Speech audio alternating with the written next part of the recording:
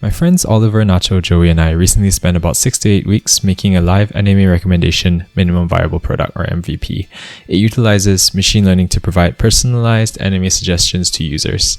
We've also started working with Chronic Coder Academy's, or CCA's, second cohort of fellows, where they create their own end-to-end ML applications with our guidance. Those two topics deserve their own properly edited videos, an introduction to the anime recommendation system with notes on where we're planning to take it, and also talking about the amazing teams that we have working with us for CCA Season 2. However, this video is strictly focused on the technical details behind the anime recommendation system. I'm going to talk through each step and tool in the process and how they all fit together nicely. I'll try my best to cater to beginners in these concepts as well, but if there's absolutely anything at all confusing about what I mentioned, things I got wrong or things that I left out, please let me know in the comments down below. I'm doing all this pretty last minute because I'm hoping to provide some clarity and insight to the new CCA Fellows as to how we developed our end-to-end ML apps in the past. Hence, it'll be mainly unscripted, with me just going over these concepts and code that lead to the full live application that we have today. Alright, let's get into it.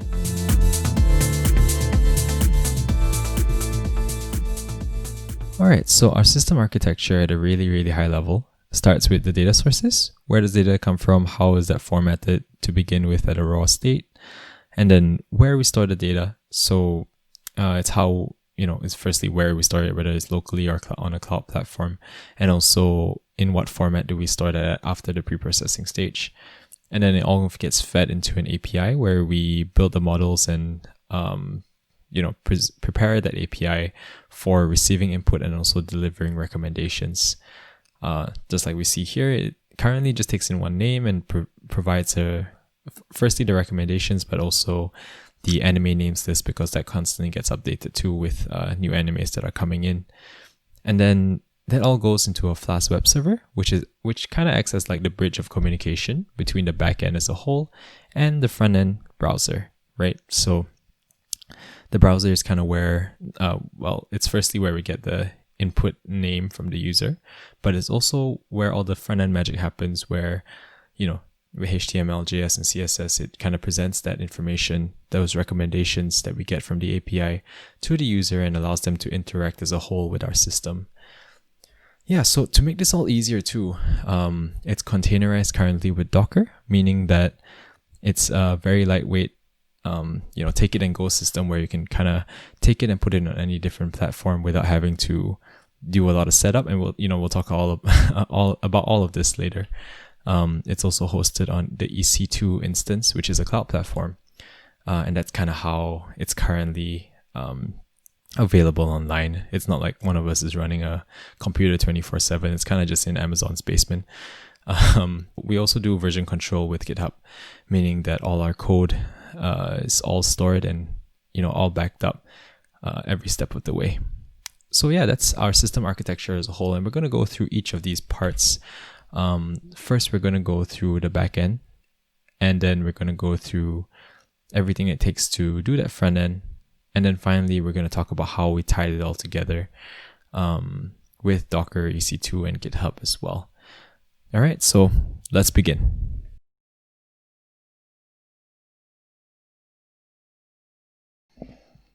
Okay, so before we begin, I wanted to make it clear that I think, the backend and the front end can both run separately at first. So this is mainly just speaking to my CCA fellows, right? I think the backend can be set up as something that's standalone, and then also, the front end can be working on a Flask web server and the browser as a standalone application as well. And then, maybe in week 2 or week 3, that's when we kind of pull in together. Well, I guess week 3 or week 4, that's when we pull in together everything and making sure the system works and communicates well with Docker and EC2. So as long as as long as the API works on your local system, or as long as the Flask web server works on your local system, that's really good to start, right? All right. Okay, so first, starting with the data sources, we looked around for the different kinds of APIs or different ways that we could grab information that we really needed, and gcon.py or gcon.py was a really cool one that we found, which is the Python wrapper for the gcon API itself. And the gcon API pulls everything from my anime list. So most of all the information that you see on my anime list can be found on GCanPy or the GCan API. So things like score, things like the name, things like alternate titles, things like when it premiered, the feature date, how many episodes there are, what type of thing it is, whether it's TV or movie, the genres as well. So yeah, there's a lot of useful information that we could use here. But one of the ones that were important to us was the reviews, right? And I'll introduce that in another video. Reviews tend to not be as great as we thought it was going to be at first, especially if we're providing recommendations. However, it was a very good start for sure. So that's how we pulled in all our initial data. And then we're also currently looking at things like the NADB API, which is a HTTP API. It provides things like similar anime, which is it's essentially like recommendations as well, but it's just the title and how many people kind of like approved or disapproved that. It's also like the creators, but one really interesting thing is that they include tags that are not just like thriller and sci-fi, but very specific ones like cross-dressing or dynamic, right? So, and there's tons and tons of them. So as you can see, different APIs kind of provide different kinds of value, and that's what we're kind of trying to pull in. So okay, that's how we did it. What we want to improve in the future is maybe looking at many different kinds of APIs. So if we look at Reddit anime, our anime on Reddit right now, the new season just came out and everyone's talking about different animes and how they compare. So things like this, right? Anime polls and everything that give a score to each of these animes, and that can be really something that feeds into what we suggest people watch, right? Because they're popular and they're also good for other reasons. So yeah, it's the understanding of where people get their data or where we can get our data to provide value to them, right? And so yeah, now it goes into data storage, how we pull in that data and how we store that data. So if we look over here, firstly, this is our GitHub, right? And we're going to talk about that later, how you can use GitHub as a really good tool for version control. But this is essentially where you can go and follow along now if you want, where I'll be leading you through all the code and everything. I will lead you through on a code editor, but I think this is the easiest and most beginner-friendly way if you want to just see the code without having to download it anyway. Okay, so if you look at the ChrisCalc Anime Rec repo, just telling you now, it's the backend is all in here, anime recommendation system, and the front end is all here. And we'll go into this some more right now, right? Because that's where all the data storage and the API is. So if you go into the anime recommendation system, this is actually Oliver's repo, and I kind of just use it as a submodule on my repo, but essentially it links to here, right? So if you go there now and you see the Turing experience anime recommendation system, that's where you start with scraping the data, and you go into the scrape data folder, and this is all the files that you need to scrape that data. Okay, so the way he does it, and I'm not going to go through all of this, but I can go through one at first, is he does start immediately with the GCan API, and all that he does here is that he scrapes the code, name, and rating for all of the animes, right? So it's very small chunks of information. It's just the code, which is like a 1 to 5 digit code, the name of the anime, and the rating it gets, right? So he does this by genre. So meaning that all the adventure anime gets put into one CSV file, all the action anime, all the shonen, maybe shonen. I'm not sure what the genres specifically are, but yeah, it all gets put into a CSV file and that gets stored. And then if we go later out, this is where the formatting kind of happens, right? So this is where he joins the anime codes. He gets extra data like genres and everything. He converts JSON to CSV, and I think that's one of the newer ones, but basically now it's in JSON or CSV, and it can be both as well. And then he scrapes the reviews finally. So let's go into that one. So once he gets all the CSV files set up, such that, he knows what the animes are, what their codes are, and all of it is formatted in the right way, then we can finally do this review scraping. Because if you actually look at the reviews here, they're really long, right? And they only allow you to kind of scrape one at a time. And that's something that we found out. That's something that we thought was the real problem. It's because there is actually a limit in the time between requests. So I think they said something like one request every 2 seconds or something like that. So we can't just, even if you have a fast computer, you can't just scrape them all at once. You kind of need to scrape them once, scrape reviews of one thing once, one anime once, and then you have to wait a few seconds and then scrape again, right? If not, they'll lock you out, and that's never great. So yeah, that's kind of what we learned from the scraping part. Let's see, let's go back here. And that's essentially how you scrape the data. So if you want to go into the anime recommendation system repo and do it yourself, there's instructions here. But we're hoping to kind of provide a Google Drive link just so you can download it instead of having to wait and scrape yourselves. But yeah, that's essentially all there is to scraping the data, and it's stored in the data folder in CSV files or JSON files, like we mentioned. So yeah, that's where we want to improve, right? We're currently at the data storage phase. What we want to improve is maybe making a better timeline or a pipeline of how the data gets absorbed, how the data gets scraped, and then how it's pre-processed along the way. Right now, you have to run, scripts to do each step of the process, but it would be much better if we, provided some kind of pipeline like this, right? Where it goes straight from the data source. It gets ingested, and then each of the steps that goes through, we can just kind of replace. We can turn it upside down. We can switch it around, and that's a really much better workflow for us if it's all in a very good workflow, and then it gets put into our data sync. And that's something we want to improve on too, right? We could use a database as opposed to CSV files in the future, especially as we ramp up the scale of this. Anyway, that is the data sources and the data storage, right? Data storage right now could use a lot of improvement, but like I said, it's going to be an MVP, and we're going to want to make sure it's working first before any of the real hard setup gets created or gets implemented.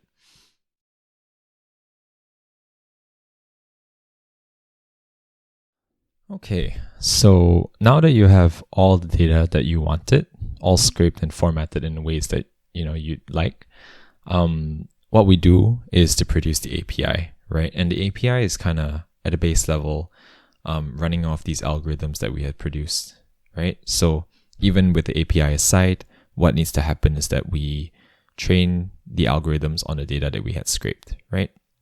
So if we look at the algorithms and the different algorithms that we have feeding the API,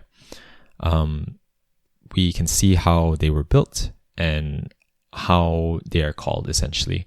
So if we look at one of them, word2vec, which is the one I helped build, in the build algorithm, it does a few things as well. First, it pre-processes the data, making sure that it's ready for machine learning consumption. Then it trains the word2vec.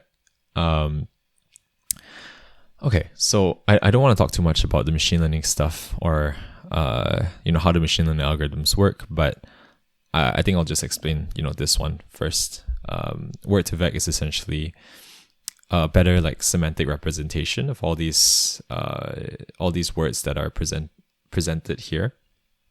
So what it does is it takes the reviews that we have, it feeds it into the current pre-built word2vec model, which is done by Google. It's trained on many examples of the English language, and then it starts to see the patterns that are present here with the reviews and starts to associate different semantic meanings to the words that are here. So for example, maybe the term shonen or the term moe gets associated with different terms in these reviews, right? And since these reviews are in English, it gets understood in the ways that the words, in the ways that it's used and the words that surround it, right? So essentially you can treat it like the machine is trying to understand what these words mean and the different words that are associated with it. So knowing that we have a semantic representation of each of these words, then we can see that that's how we kind of try and compare, right? So we look at another review, and if it has the same key terms or even key terms that are similar, that's how we know that they are kind of similar as to anime to begin with. But like I said, lots of improvements to make there. But that's essentially how this algorithm works.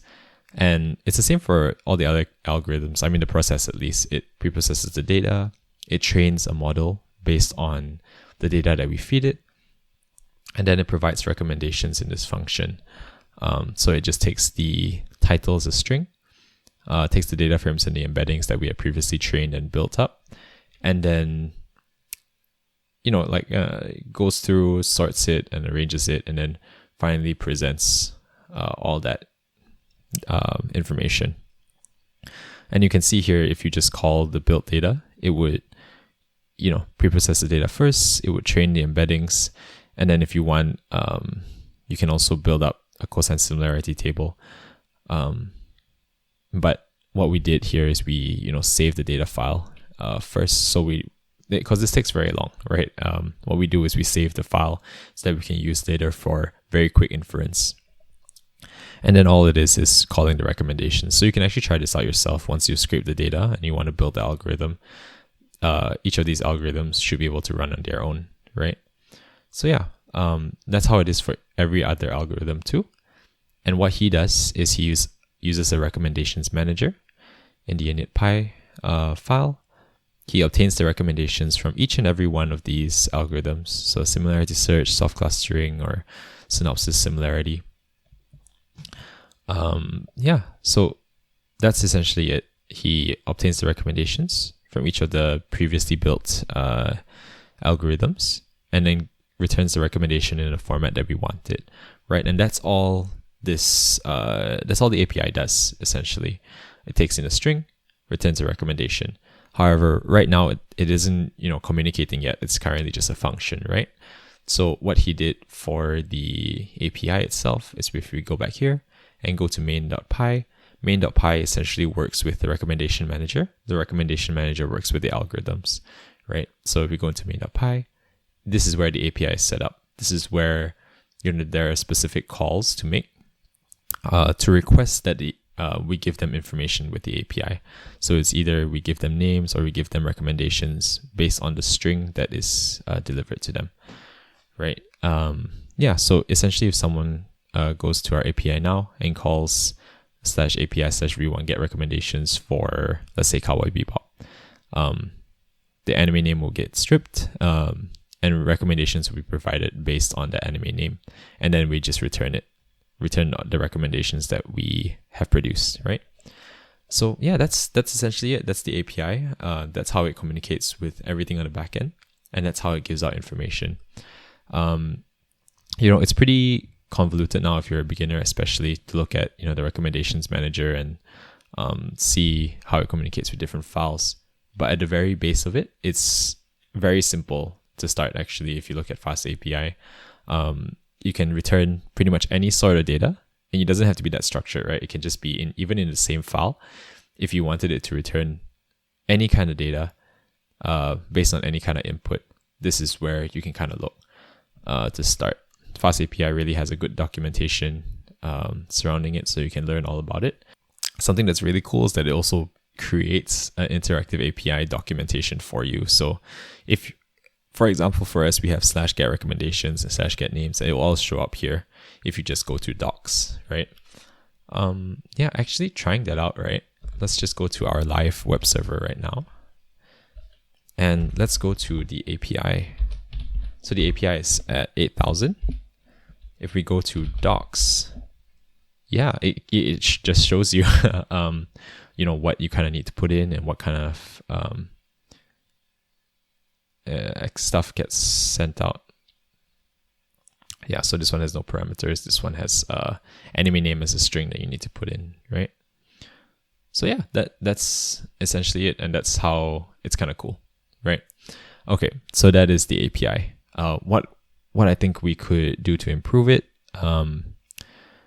is the algorithms itself, right? As we've learned from cycle 1, we could definitely do a lot to beef up the algorithms, making sure that they firstly are validated, but also provide some form of trust to any of the users, right?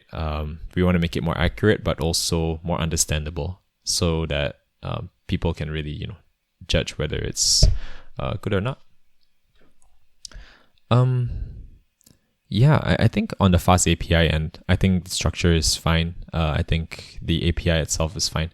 I think it's, what our job here on out is going to be making sure that the algorithms really provide the value that we want it to provide. Okay. So yeah, that's it. That's the entire backend. And you can look here for more information. You can see how these algorithms work. You can see how you can scrape it and, use it yourself if you wanted to. All you have to do is, load it.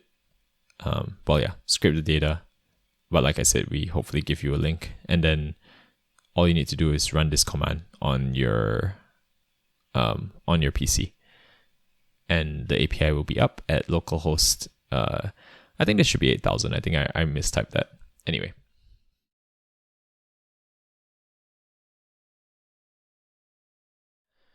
Now looking at the front end, right? Like I said, it goes into a Flask web server first before kind of being kicked out into the browser. So let's have a look at that first then, right? As you can see, we have the dependency of Flask, and that's mainly what pulls this whole thing together. All it is it looks kind of like the API, right? Where it has routes like get recommendations or get names.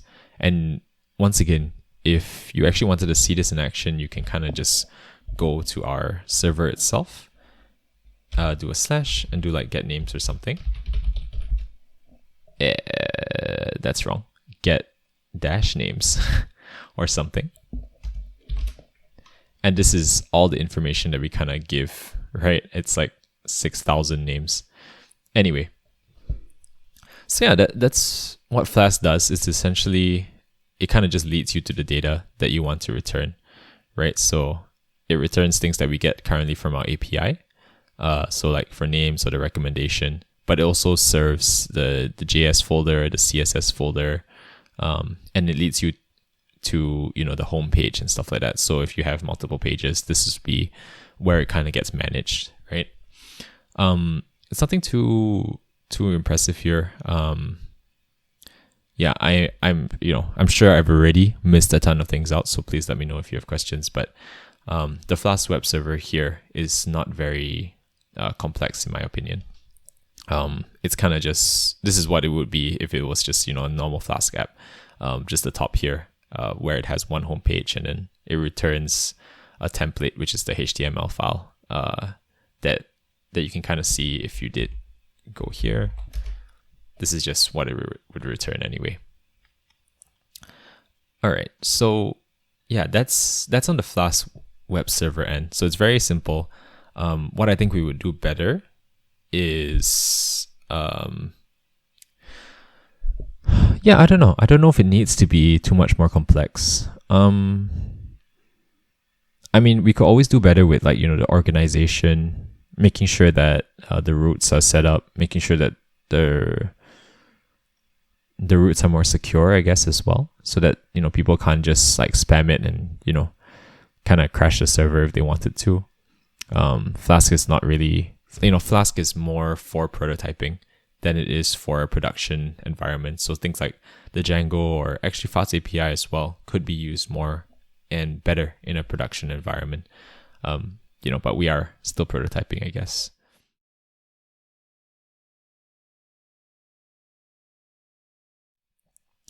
All right, so that being said, right, it serves things like the index HTML from the templates folder and JS and CSS from the static folder, right? And that's where it gets kind of complex because on its own, Flask can just serve this page, but all the interactions and all the visuals and everything come from the JS and HTML and CSS, right? So that's where most of my work previously went, but we currently have a new front-end person who's going to be much better at this stuff, but I can definitely explain it at a base level, right?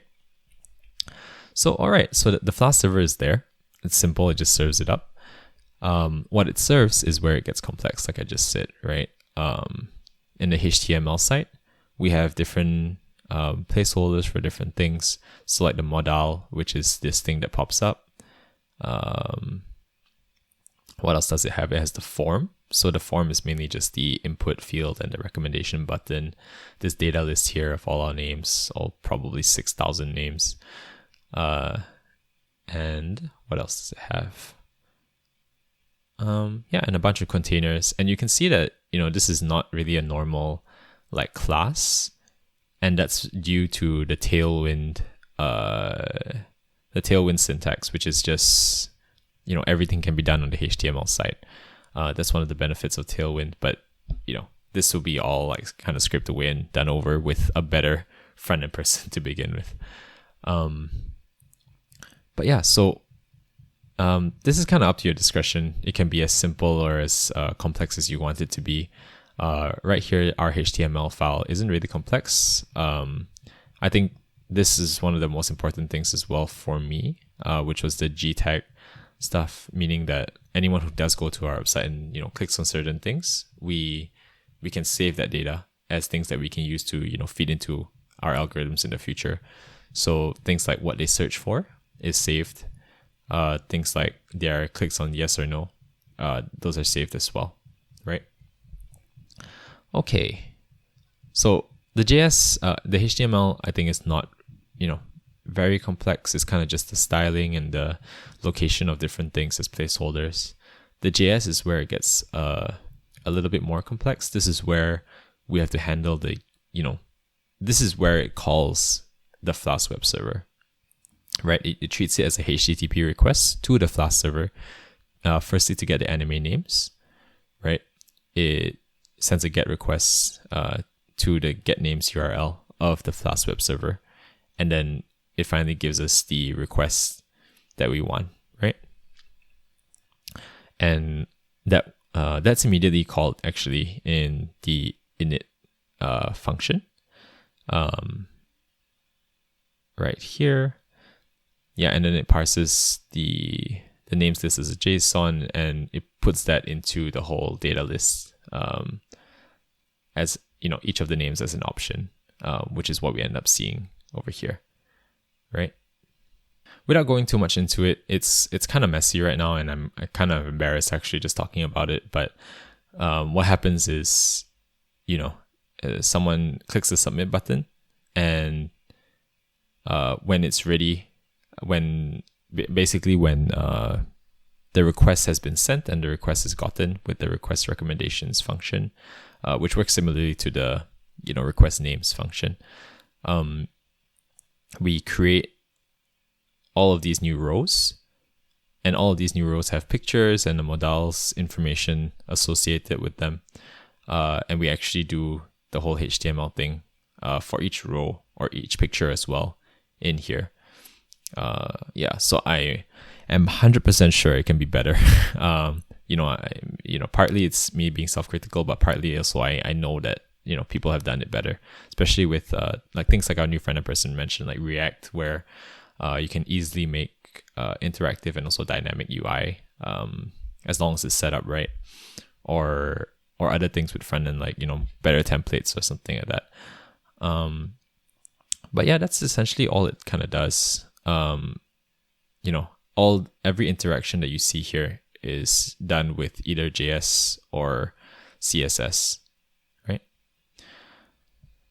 Okay, so yeah, that's essentially, I guess, all I wanted to cover on the front end part. I think the big deal is how it communicates, right? How it communicates with the Flask web server, and all it does is it just does a HTTP request, making sure that it gets the anime names or the recommendations based on what the user inputs.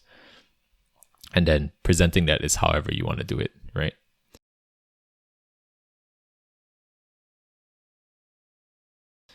Okay, so that's backend, that is front end, and now how we put it all together.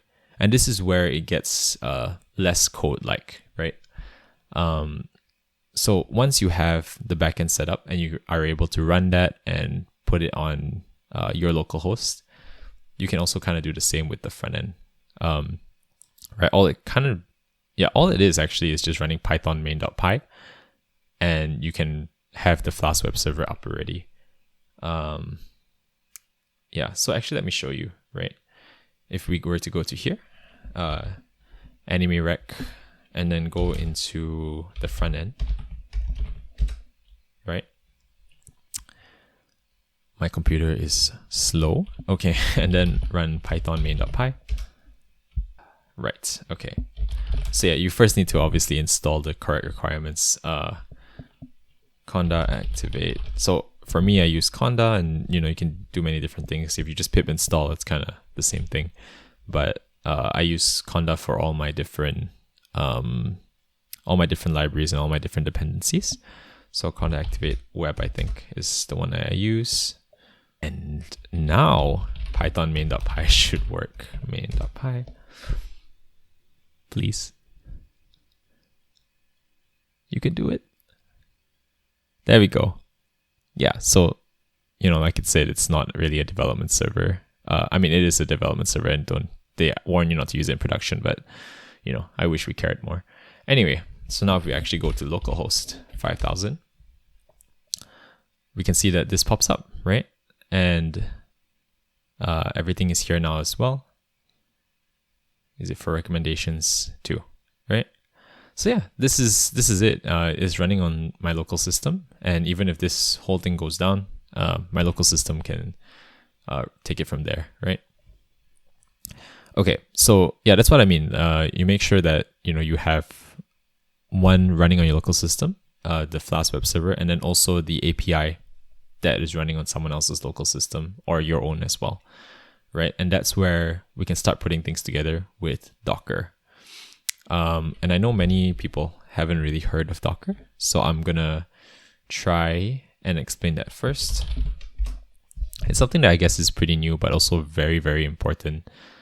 Well, yeah, as you can see, very, very important recently, because we want to make sure that it kind of runs on any different system, and putting it on a different system requires sometimes a lot of setup. So things that I have running on Windows, when I bring it to a Mac, OS, that suddenly, is destroyed, and you have to install many different things, or you have to work around a lot of different things. But Docker, firstly, is very lightweight, and it can just be taken and put on a different system without having to take much of that memory or that space, and then it can easily be installed. And that's what I think the main drive of it is. So yeah, like it says, OS level virtualization, and provides packages called containers, and they are isolated from one another. So you can actually see how this manifests in our system. Okay, so on your local system, I'd suggest you do the same kind of thing, right? So for the front end, you can make a Docker file for the front end, and say that, okay, from Ubuntu, this is all the basic stuff like get Python and all that stuff.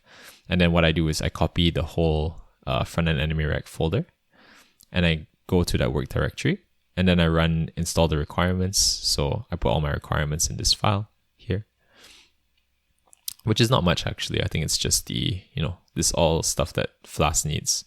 And then Flask cores was just an addition. All right. So yeah, after it installs everything, say that, okay, I want Python 3 to be my first command, and then my command is just python 3 main.py, and that's it. It's set up and it's running. Yeah, and I'll show you how this all works together later on. But essentially, you can treat it like we're starting up a whole new system. We're booting it up. We're installing Python. We're putting all the files in, and then we're running python 3 main.py, and then it opens up like a local host in that system too, right? And similarly, with the anime recommendation system, you can go to this Docker file, right? And does the same kind of thing. It installs Python. It copies the API folder. which I believe is a little different here because in our EC2 instance, it's called API, and I'll show you that in a second, right? And then the entry point is UVcorn, like I showed you earlier, and then the command is just main.api reload, which is just like this command. Yeah, so those are the two Docker files, and you can set it up to run on your own system.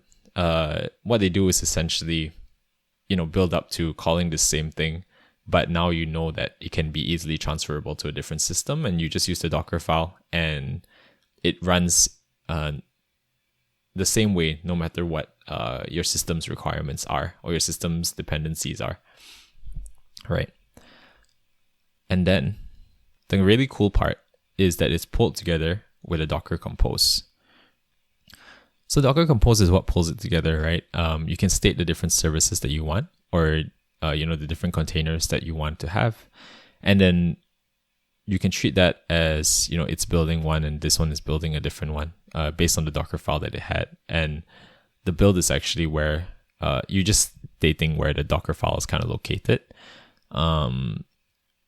Parts kind of matter, and then the volumes is what you use as the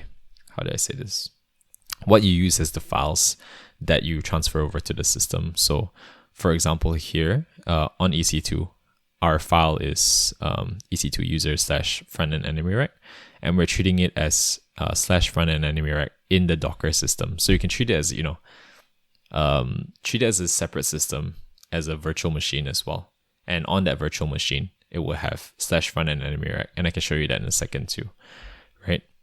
So yeah, it pulls it all together, and it allows it to communicate. So not just that it's easy to set up and it's easy to put on different systems, but it's lightweight, and it also can communicate between each other. And it could communicate before as well, but here it's where it's very easy to manage the that communication and that virtual environment networking and everything like that, right?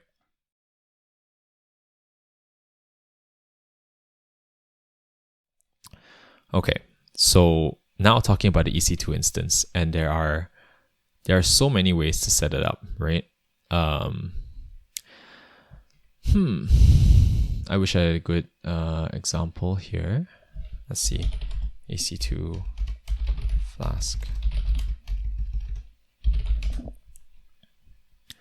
Yeah, so I'd highly suggest you check documents like this out on how to set it up. If you go to the AWS webpage, which is, by the way, you have free for 1 year for anyone who signs up. It's not like a referral thing or anything. It's literally just you go and sign up and you have it free for a year. You can use many of the different services, and one of them is EC2, which is the cloud hosting platform, right?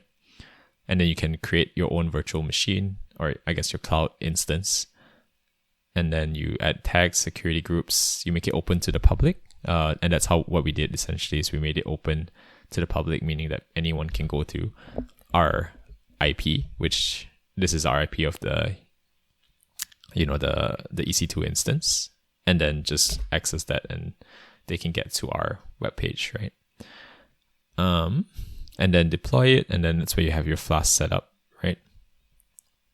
So yeah, I mean that's what it is, the EC2 instance, and that doesn't require much coding. But once it is set up, you can actually go to PuTTY, go to your EC2 instance, and it'll look something like this. And as you can see in the instance itself, I put in enemy recommendation system and front-end enemy rec, right? And if we do a Docker PS right now, we can see that these two things are already up. One is the API and one is the web app. And as you can see, the commands that I used to set them up are here. This was created 6 weeks and 4 weeks ago, and this has been up already 6 weeks, but this one has been restarted 4 hours ago because we constantly want to restart the API, and we do it on a cron job essentially, so it updates every 12 hours or something. And these are the names, right? So if we actually wanted to go into the virtual machine, so okay, I know for people who are new to this, I'm sure it's confusing. what EC2 is on a cloud platform. So it's already removed from our computer. It's somewhere far, far away, and we can access that just through commands like this, right? But the Docker is essentially like a virtual machine, which is kind of like separate from the EC2 instance, and the virtual machine is running on its own within the computer. So if we go to, we treat it like a different computer, and the way that we can kind of see that is we can go docker exec-it and then maybe go to the API or the web app, right? I did that wrong. Docker exec requires at least 2 arguments. Yes, okay. Bin bash or something like that. Right, so it's just telling you what system you kind of want to see it on. So as you can see here, what's in the web app is currently all the files that are in front-end AnimeRec, right? It's just the main.py, its requirements, its static templates, and all that. But yeah, to pull it up, actually, it's pretty simple. All you need to do is, since here we have the Docker Compose file, what you would do is you type out Docker Compose up D, and it will put everything up, right? So as you can see, these two are already up to date, and I don't kind of want to bring them down now, but that's all you kind of have to do. If you did want to bring them down, it's just a Docker Compose down command. So yeah, it's easy to set up, but also easy to run everything together. It's not like you have to go to each of them, type out Python main.py and leave it there, and then start another server and go Python the API. Instead, it's all in one place. All the networking is settled, and it's one command to run everything. And that's the benefit, I think, also of Docker Compose. Yeah, okay. So, man, I wish I did it more justice, but I think they are all really good tools to work together. Let's just exit out of this.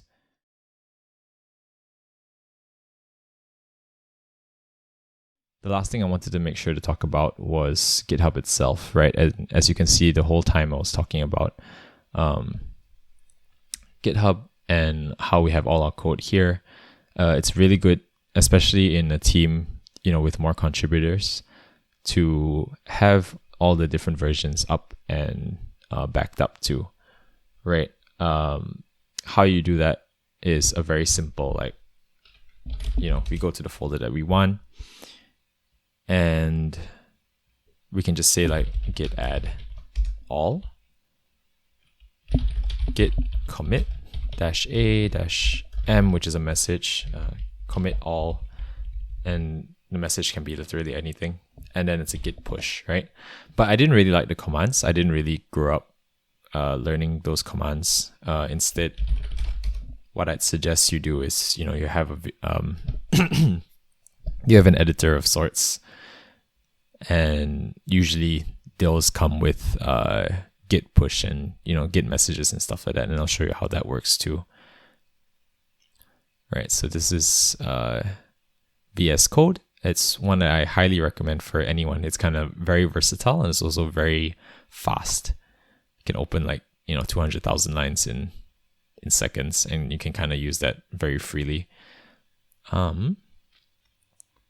Right, so here is index.html, and this is where my whole project folder is. If we go to the source control and we let that load up for a bit, we can change something simple, like let's say we go to this readme, right, that I said I got wrong earlier. Change this to 8,000. We save this. It shows up on source control. Should show up here under the anime recommendation system soon enough. There we go. Okay, and then we can just say updated readme wrong port. Okay, and then that's it, right? You just commit this with this message, and that's the same thing I was doing earlier, I guess. You commit all the changes that were done, and then you push it to the server, usually it asks for your username and password and stuff, but I already said that it's a global kind of like thing. And then once this is done and loaded, once it synchronizes the changes, then we should be able to see it on the website itself, on the GitHub page. And there we go. Let's go back here. Let's go here. Let's go to master. Yeah, and you can see it's updated README, the wrong port, which is here. Yeah. So yeah, and that's the same. I mean, this is just, the Word file, but it's the same with all the code that is here. Making sure that it's there, making sure that we can see what changes were made and who made those changes. You can see, the exact changes that were made, whether we included a new file or we changed a line or two, changed specific terms or function names, all of which are very important, especially when working with a bigger project, right? Okay. Yeah, no, that's everything. That's how we got the live system to work. Making sure that, once it's all set up, once it's all put onto the EC2 instance and run with Docker, this is already available because we set, the security policies and everything. So yeah, that's everything. That's how we got our live system running and working. I'm going to include tags for all the different parts, back end, front end, and everything. And I hope if you follow this whole thing along, that, you're definitely going to run into issues because I don't think I explained all of it like completely well. And I'm sure you can Google that stuff too. But, if you ever have questions, definitely let me know. Yeah, that's everything I had. All right. I hope to hear more from you all and talk to you soon. Okay, bye-bye.